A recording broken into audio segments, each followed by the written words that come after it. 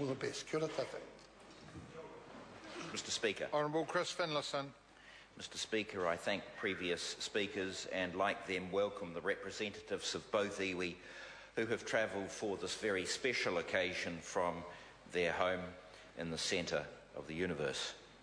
Your journey towards this settlement, and it's fair to say the Crown's as well, has taken some unexpected byways.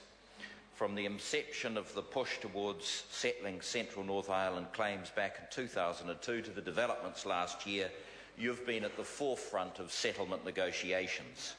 I too acknowledge the leadership, the pragmatism and the hard work of both negotiating teams. It's through their diligent labour that we're here today. I too want to acknowledge those who are no longer with us, particularly Bill Bird, who provided key leadership and guidance for Ngati Manawa to come to the settlement. For myself, I'll never forget the last time I met him at the hotel in Rotorua. He was in dreadful pain. It took him quite some time to get out of the car, but he was absolutely determined to ensure that the settlement addressed the grievances of Ngati Manawa and that there was meaningful redress that would benefit the iwi both now and in the future. I also want to pay homage to Denise Howden, a negotiator for Ngati Manawa, who also passed away. Her legacy will live forever in the settlement, especially in the commercial redress. Ngati Whare have also lost people on the long path to settlement. I recognise Jack Olsen, whose recent passing is still being mourned at Te Whaiti. I'm saddened that he passed away prior to this bill being enacted. So, sir, this is a very important day, not only for those of us gathered here, but those who have gone before us and those who will follow in our footsteps. It was once said that about Maori, not just knowing the grievances or feeling the grievances, but living the grievances. And both iwi here know this in their hearts, because their grievances are long-standing and significant. They have been passed on from generation to generation. Each has had an obligation and a duty to seek resolution in a meaningful way. And these bills address those grievances. They settle all of the iwi's historical Treaty of Waitangi claims. Both iwi have a close relationship and their areas of interest overlap. It's important to remember that these iwi are intrinsically linked. So it's fitting that the two iwi come together as whānau to reach settlement at the same time.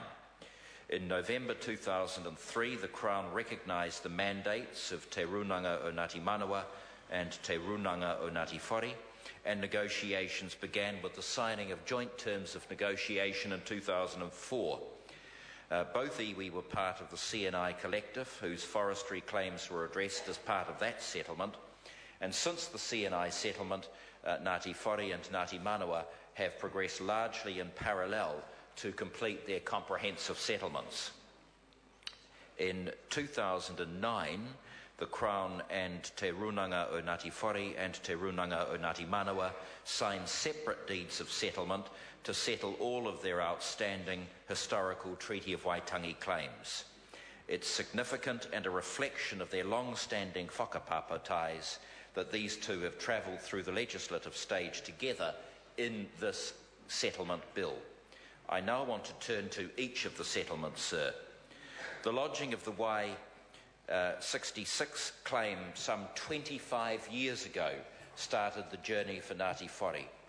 In early 2003, the Crown gave priority to settle the historical claims within the Central North Island. Ngati Whare responded by mandating Te Runanga to enter into direct negotiations with the Crown. Your vision and leadership throughout both the CNI and the negotiations has been critical to the success of the Crown and Ngati Whare achieving the settlement today. Your package sets an example for current and future settlements with unique arrangements which have been developed for the forest within the Whirinaki Valley.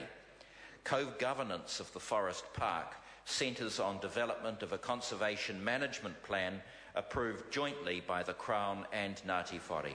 This is the first such arrangement in the history of treaty settlements. I commend your leadership in recognising the need to find solutions which work for all parties. The idea of the co-governance arrangement in relation to the Forest Park has paved the way for other iwi where a long-term view of the Crown-iwi relationship needs to be taken. In addition, the regeneration scheme is another way in which Ngati Whare is forging a new path, and I certainly hope that the trees I planted are doing well. I now turn to the Ngati Manawa settlement. Ngati Manawa's settlement is intended to meet the traditional, historical, cultural and spiritual needs of the iwi. They were loyal to the Crown during the New Zealand Wars, but this did not protect them. Like iwi throughout the country, they suffered from the effects of the native land laws and the Crown's land purchasing techniques, particularly in respect of the land they wish to retain. 20th century land, river and forestry development by the Crown added to their misfortune, and I pick up what Mr Horomia said. If one wants any justification for treaty settlements and why they're so necessary, let them go to Minganui today. Let them see just how bad things are and can be. The key aspects of Ngati Manawa's cultural redress package aim to reinvigorate the relationship between Ngati Manawa and sites of significance in their area of interest, including through the vesting of sites of particular significance to Ngati Manawa, the erection of a pōrahui to mark traditional iwi boundaries, the creation of a body to restore Ngati Manawa and Ngati Whare's mana over their ancestral river and their relationship with eel or tuna. Mr Speaker, I look forward to when Ngati Manawa once again reclaim ownership and kaitiaki of their sacred maunga. I honour your generosity to the nation in consenting to give tawhiao to the people of New Zealand. Mr Speaker, given the significant historical and contemporary links of the iwi, it's appropriate that the two settlement bills include joint redress.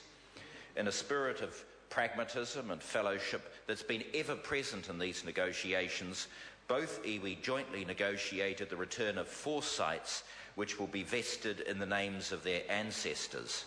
Of particular note in these settlement packages is the innovative and groundbreaking development of a co-governance regime for the Rangataiki River.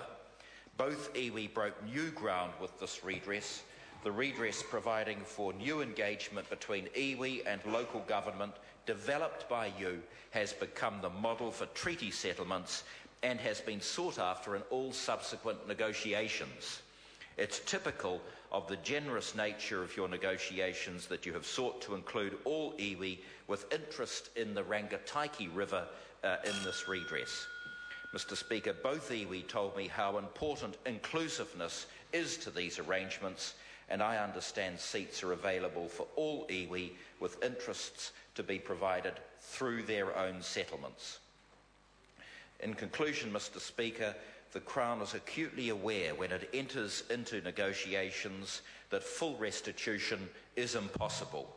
We cannot turn back the clock. We cannot return all that was taken. I am very aware of the generosity of Ngati Manawa and Ngati Whare in accepting this and paid tribute to that now. Their gift to the nation is gratefully respected and acknowledged. I acknowledge the trustees of both iwi. Their dedication and determination has been vital in the path toward achieving settlement. And I want to thank other ministers and both present and past and departments involved in this negotiation.